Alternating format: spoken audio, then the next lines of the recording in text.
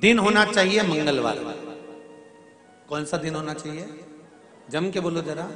मंगलवार। विवाह शादी में देरी हो रही हो, या कोई नया कार्य चालू कर रहे हो उसमें देरी हो रही हो, या कोई सर्विस के लिए नौकरी के लिए जा रहे हो और वो कार्य नहीं हो रहा हो, तो एक धतूरा, केवल एक धतूरा, उस धतूरे को फोड़कर उसके अंदर का फल निकालकर उस फल को शिवलिंग पर चढ़ाकर एक लोटा जल शंकर भगवान को समर्पित कर आइए। दिन होना चाहिए मंगलवार। कौन सा दिन होना चाहिए? जम के बोलो जरा। मंगलवार का समर्पित करो। उसके बाद में आप विवाह के लिए अगर समर्पित करें हैं तो विवाह में देरी नहीं होगी। व्यवसाय और व्यापार के लिए या नौकरी के लिए समर्पित करें हैं तो उसमें देरी नहीं। तुम जिस दिए में भगवान की आरती उतारते हो, जिस दिए से तुम भगवान की पूजन करते हो, उस दिए की बत्ती को नीचे डाल दीजिए और उस दिए को पानी की बाल्टी में धो दीजिए। कौन सी बाल्टी में? जिस बाल्टी के पानी से आप बच्चे को स्नान करा सको। मारा केवल भगवान पर से ले जाकर, पास में से ले जाकर उस बाल्टी में थोड़ी देर डाल दो और उस बाल्टी के पानी से उस बच्चे को स्नान करा दीजिए। 15 से 20 मिनट, आधा घंटा लगेगा, बच्चे का बुखार पूरा उतर जाएगा। इतना विधान है दीप का। जब आप पशुपति व्रत कर रहे हो या कोई नियम धारण कर रहे हो या कोई आपने नियम उठा रखा है और वो कार्य आपका हो ही नहीं रहा, आपने 2 बार पशुपति व्रत कर लिए, आपने ये कर लिया, आपने प्रदोष कर लिया, आपने सोमवार कर लिया, आपने सारे अनुष्ठान कर लिए, बहुत सारे उपाय भी करे तो भी नहीं हो रहा है, तो इस बीच वाली पत्ती पर शहद लगाकर बाबा का जो शिवलिंग है उस शिवलिंग को इसको छुआ दीजिए या उससे चिपका दीजिए और उस पर अपनी हथेली रखकर कामना कर कर वापिस घर को आ जाइए।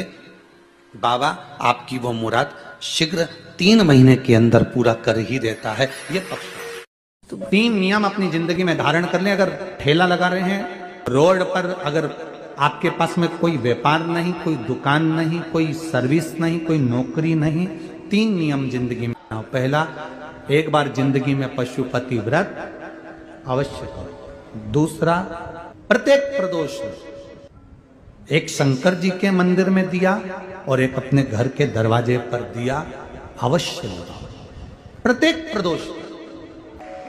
और तीसरा नियम बना लो, शिवरात्रि महीने की आती है, हर महीने की शिवरात्रि में शंकर जी के मंदिर पर दिया, बेलपत्री के वृक्ष के नीचे दिया, आंवले के वृक्ष के नीचे दिया और अपने घर के दरवाजे पर दिया। ये 4 स्थान पर दिया। प्रत्येक महीने की शिवरात्रि पर लगाना प्रारंभ करो। 4-5 शिवरात्रि निकलेगी, बाबा इशारा कर देगा और तेरी नैया पार। शिवलिंग है, जलाधारी है, पार्वती जी की मूर्त है, गणेश जी की भी मूर्ति है, कार्तिकेय जी की भी मूर्ति है, नंदी की भी मूर्ति है। तो किसी ने कहा कि गुरुजी हम जब शंकर जी को जल चढ़ाते हैं तो पार्वती जी को, गणेश जी को, कार्तिकेय जी को, नंदी को, सबको जल चढ़ाना चाहिए। शिव महापुराण की कथा कहती है केवल शिवलिंग पर आपने जो जल समर्पित करा है वो जल पार्वती जी को भी मिल गया, गणेश जी को भी मिल गया, कार्तिकेय जी को भी मिल गया। उसके सिवाय तुम्हें ये नहीं कि यहां भी जल चढ़ाओ वहां भी जल चढ़ाओ, ना, केवल शंकर जी पे तुमने जल चढ़ा दिया, शिवपिंडी पर जल चढ़ा दिया, वो जल तुम्हें शंकर भगवान का चढ़ा हुआ जल सबको प्राप्त हो गया। अब उसमें तुम्हें ये नहीं सोचना कि मैंने पार्वती जी को तो स्नान कराया ही नहीं, मैंने गणेश जी को तो स्नान कराया ही नहीं, मैंने कार्तिकेय को तो स्नान कराया ही नहीं, ना ना ना। आज पंजाब की इस पवित्र भूमि पर अगर ये प्रसंग निकला है तो इसको आप अगर सुनेंगे तो आपका जीवन सार्थक होगा। शिव जी को 5 तरह से जल चढ़ाने का तरीका है। जैसे पंचामृत होता है, दूध, दही, शहद, घी, शक्कर, ये सब पंचामृत के अंतर्गत आते हैं, उसी तरह शंकर जी को 5 तरह से जल चढ़ाने का क्रम वर्णित किया गया। अब उसको समझेंगे, बहुत सावधानी से समझिएगा। पहला, जल लेकर आए, सीधे डायरेक्ट शंकर भगवान के शिवलिंग पर चढ़ा दिया, ये प्रथम जल का चढ़ाने का तरीका। दूसरा, जहां से पानी बहकर जाता है जहां से जल बहकर जा रहा है, उसके ठीक विपरीत जल उत्तर में जा रहा है, आप दक्षिण में खड़े होंगे और दक्षिण में खड़े होकर उत्तर की ओर मुख करेंगे और शिव जी को जल समर्पित करेंगे।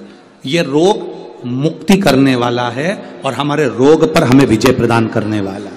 ये जल चढ़ाने का तरीका। एक सीधे मंदिर में गए, लोटा भरकर जल उठाया, शिव जी को चढ़ा दिया।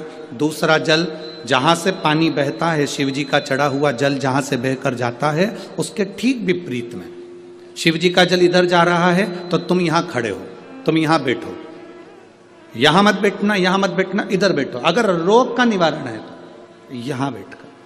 तीसरा, अशोक सुंदरी से जल चढ़ाते चढ़ाते शिवलिंग तक लेकर जाना और शंकर भगवान के शिवलिंग पर पूर्ण जल समर्पित करना।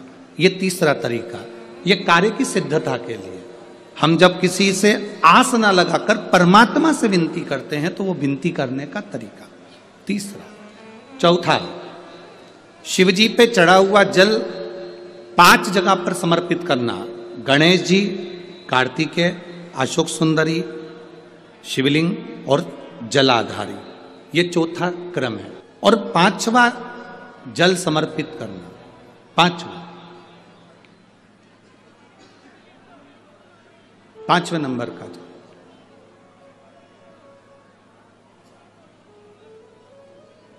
शिव जी को 5वें नंबर का जो जल आता है, जो जलाधारी है, ऊपर जिसमें पानी भरा रहता है और नीचे एक एक बूंद टपकता रहता है, जलाधारी में जल समर्पित कर कर उसी जल को बचाकर अशोक सुंदरी वाली जगह पर थोड़ा सा चढ़ाकर उसी में से जल शिवलिंग पर जब हम समर्पित करते हैं तो हम जिस कार्य के लिए जा रहे हैं वो कार्य सफल हो। धतूरे का जो पुष्प है उसको 2 जगह पर समर्पित किया जाता है। अशोक सुंदरी के स्थान पर जो खिला हुआ भाग है उसको इस तरह से रखते हैं कि शिवलिंग की ओर उसका खिला भाग जाए, और डंडी का भाग इधर गणेश जी, कार्तिकेय जी और 33 कोटि जो देवी देवता हैं उस ओर उसका भाग जाए। एक दूसरा, शिवलिंग पर जब हम धतूरे का पुष्प समर्पित करते हैं तो उस फूल का खिला हुआ जो भाग होता है उसका मुख हमारी ओर होना चाहिए। बहुत अंतर है महाराज। कनेर का पुष्प इससे विपरीत में चलता है।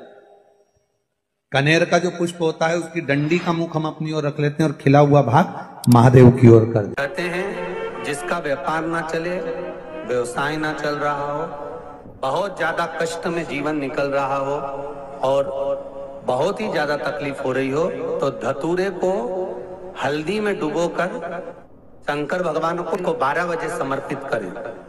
उस धतूरे को वापस उठा लाएं 5-10 मिनट के बाद, श्री शिवाय नमस्तुभ्यम बोलकर लाल कपड़े में उसको बांधकर व्यापार वाली जगह में कहीं पर भी उसको बांध दिया जाए। व्यापार पीछे नहीं हटता, व्यापार अग्रण्य भाव में बढ़ता चले जाता है। महाराज, हल्दी में डुबोना पड़ता है। जलाधारी, अशोक सुंदरी वाला स्थान, ये जो जलाधारी है, बेटियों के स्थान से जलाधारी तक जो कनेर के माला बनाकर स्पर्श कर कर लगा देता है, शिवरात्रि के दिन प्रदोष काल के समय पर उस पति पत्नी में कितना भी झगड़ा हो रहा हो, आपस में प्रेम बनना प्रारंभ हो जाता है। अदालत का केस धीरे धीरे समाप्त हो। ये भी अलग अलग होते हैं। पहला दिया होता है पणाती दिया। मैं चैनल वालों से कहूंगा, अगर आपके पास में अगर, क्योंकि हमने पहले भी कथा में कहा कि जिस जिस जगह का स्मरण कराएं उस जगह का फोटो भी आप दिखाएंगे तो उसका आनंद कथा सुनने वालों को, ऑनलाइन वालों को मिलेगा। पहला होता है पणती दिया। ये पणती दिया मट्टी का दीप, जिस दीप के अग्रभाग को थोड़ा सा बड़ा कर दिया जाता है, उसको पणती दिया कहते हैं। ये पणती दिया जब भी भगवान के सामने लगाया जाता है तो इस दिए को सम्मुख में जब रखा जाता है तो दिए का जो लोकी मुख होता है वो अपनी ओर होना चाहिए। पणती दिए की जो लो है, बाती है, उसका मुख अपनी ओर होना चाहिए। विष्णु पुराण कहती है अगर इस दिए की बाती भगवान की ओर रहती है तो हमें तपन की अनुभूति होती है, पर इस दिए की बाती जब हमारी ओर होती है तो हमारे शरीर में कोई बड़ी बीमारी आने वाली होती है तो वो कट जाती है, हमारा पणती है। विष्णु पुराण में दूसरा दीप कहा गया है निरंजन दीप। विष्णु पुराण में दूसरे दीप का वर्णन निरंजन दीप। जिस निरंजन दीप में महाराज आपने देखा होगा डमरू जैसी आकृति होती है। अगर चैनल पे कथा देख रहे होगे तो इनके पास में अगर होगा तो अवश्य दिखाएंगे। निरंजन, इस निरंजन दीप में डमरू की आकृति होती है, रखने का भाग और ऊपर का भाग इस तरह से, और ऊपर उसमें दिए लगाए के लिए बाती का स्थान रहता है। किसी किसी में 5 कंगूरे होते हैं, किसी किसी में 6 कंगूरे होते हैं। इसको निरंजन दीप कहते हैं।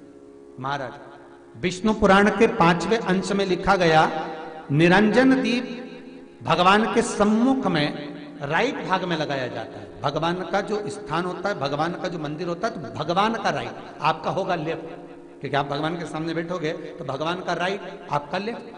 तो आप जब लगाएंगे तो आप लेफ्ट में लगाएंगे, आपका लेफ्ट होगा और भगवान का वो भाग राइट के लाएगा, तो भगवान के सीधे हाथ की ओर लगता है। माना निरंजन, निरंजन दीप कभी भी तेल का नहीं लगता। माना निरंजन दीप कभी भी तेल का नहीं लगेगा। हाँ, यह हो सकता है कि बटी निरंजन जो दीप होता है उसमें तेल डाल सकते हैं। बटी निरंजन दीप जो होता है उसमें कंगूरे नहीं होते। बटी निरंजन दीप केवल गोल होगा, ऊपर से डमरू जैसी आकृति होगी, डमरू जैसा होता है, ऊपर से उसमें कहीं कंगूरे नहीं होते। महाराज अगर आप चैनल पे देख रहे होंगे तो बटी निरंजन दीप का भी वर्णन आपको दिखाया जा रहा होगा। बटी निरंजन जो दीप होता है वो केवल डमरू की आकृति में होता है, उसमें कोई कंगूरे नहीं होते। पर निरंजन जो दीप होता है उसमें कंगूरे होते हैं। तो जो निरंजन दीप होता है उसमें कभी तेल नहीं डाला जाता। निरंजन दीप को हमेशा घृत से ही लगाया जाता है। पर बटी निरंजन जो दीप होता है उसमें आप तेल डाल सकते हैं। बटी निरंजन दीप जो लगाएंगे वो तेल का लगा सकते हैं, पर निरंजन में कभी तेल नहीं डाला जाता। क्यों नहीं डालते? विष्णु पुराण कहती है निरंजन दीप के अंदर अगर तेल की बाती लगाकर लगाया जाता है तो 1 रुपया कमाते हैं, 1.25 रुपये खर्च होगा। घर में 10 लोग भी कमा कर लाएंगे तो पैसा नहीं दिखेगा, घर में रुपया टिकता नहीं है। अर्थात निरंजन दीप में आप तेल की बाती लगा रहे हो, ये सिद्ध हो चुका है। और महाराज बटी निरंजन जो दीप होता है उसके अंदर आप तेल डालकर जला सकते हो। बटी निरंजन जो दीप होता है ये आप किसी भी स्थान पर लगाओगे, सबसे पहले पितृ इससे भाग ग्रहण करते हैं, देवता को देते हैं, देवता उससे भाग ग्रहण कर कर कुबेर को प्रदान करते हैं, कुबेर उससे भाग लेकर शिव को प्रदान करता है। भगवान शंकर बटु भैरव को कहकर घर का उद्धार करते, इसीलिए उसको कहते बटी निरंजन। इसमें कंगूरे नहीं होते। महाराज बटी एक कुबेर निरंजन भी होता है, दिए में स्टैंड होता है, पकड़ने की जगह होती है, आगे उसमें चोंच लगी रहती है, उसको कुबेर निरंजन दीप कहते हैं। कुबेर निरंजन दीप महाराज जब भी जलाया जाता है, इस तरह का दिया अगर किसी के घर में हो कुबेर निरंजन, जिसमें स्टैंड होता है, ऊपर होता है, थोड़ा लंबा होता है, आगे लंबाई निकली रहती है। कुबेर निरंजन टीवी पर आप दर्शन कर रहे होंगे तो कुबेर निरंजन जो दीप होता है उसमें आगे भाग लंबा रहता है और पकड़ने का स्थान होता है। तो कुबेर निरंजन दीप घी का लगाओ चाहे तेल का लगाओ, उसमें लौंग या काली मिर्च, काली तिल या चावल, पूजन वाली जगह में जो चावल रखे उसका 2 दाना चावल का या फूल की पत्ती, कुछ भी उस कुबेर निरंजन